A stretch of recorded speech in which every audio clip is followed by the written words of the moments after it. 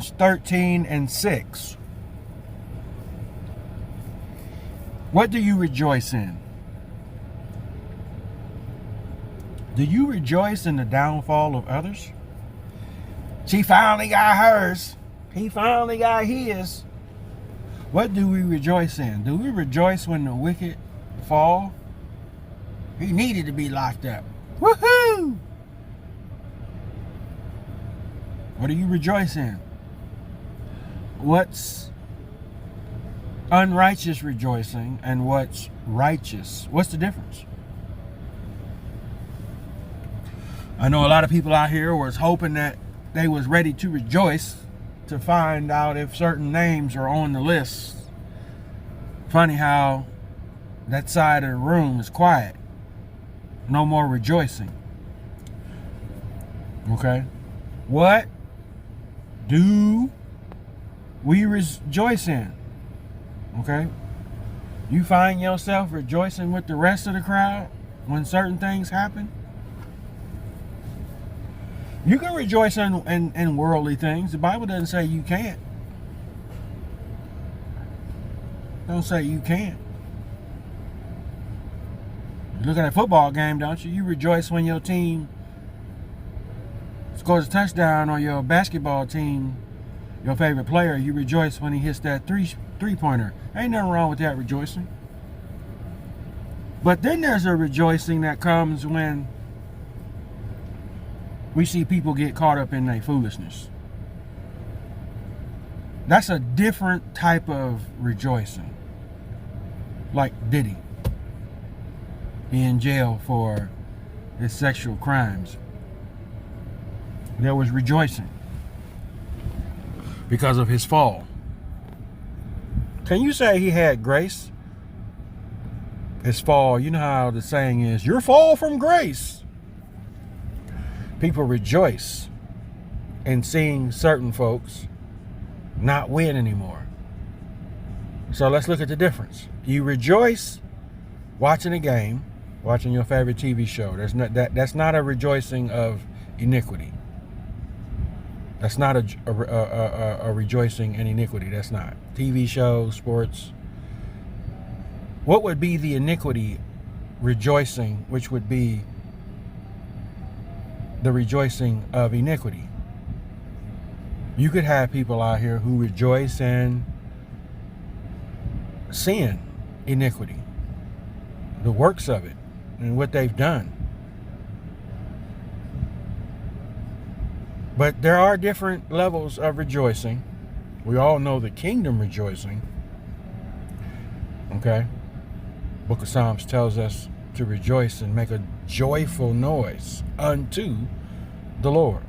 But then again, it's where people may get caught up and confused about what they think they should and shouldn't rejoice in. Okay?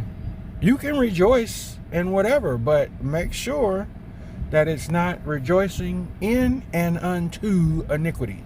Again, you can rejoice in a football game, basketball game, hockey game, baseball. You can rejoicing in sports is not rejoicing of iniquity. That's not. There's a different rejoicing if you see public people fall and their sin and iniquity caused them to fall, and you rejoice when somebody has a downfall, when somebody has a spill. You rejoice when you see people fall down. That's a different. We're not talking about the rejoicing of the kingdom. That's on a plateau by itself. That's not even in the topic right now. There's a difference in how you rejoice and what you rejoice in. Ha ha, he bust his face. That's what he get.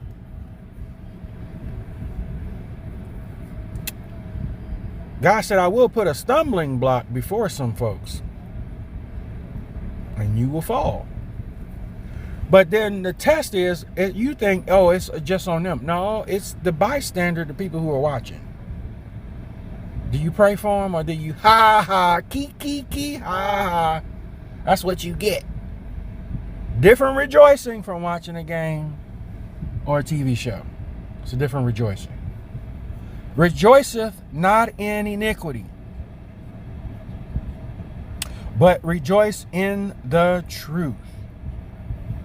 Well, difference of opinion, subjective. What somebody was saying. Well, that is the truth. His downfall came and we're rejoicing. But you rejoicing, this man was committing an iniquity and got caught.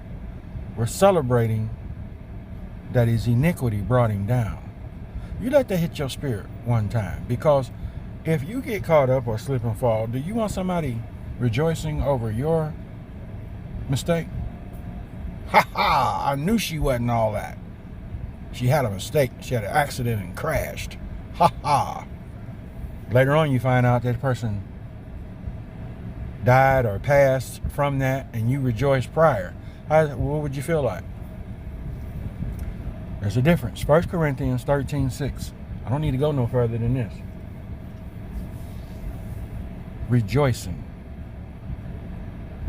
Some people rejoice in their pain and labor and won't shut up about it. Just cry, boo-hoo, boo-hoo. There's a rejoicing in that too. But it's sorrow. But you give it praise because you constantly keep singing about your pain and your hurt.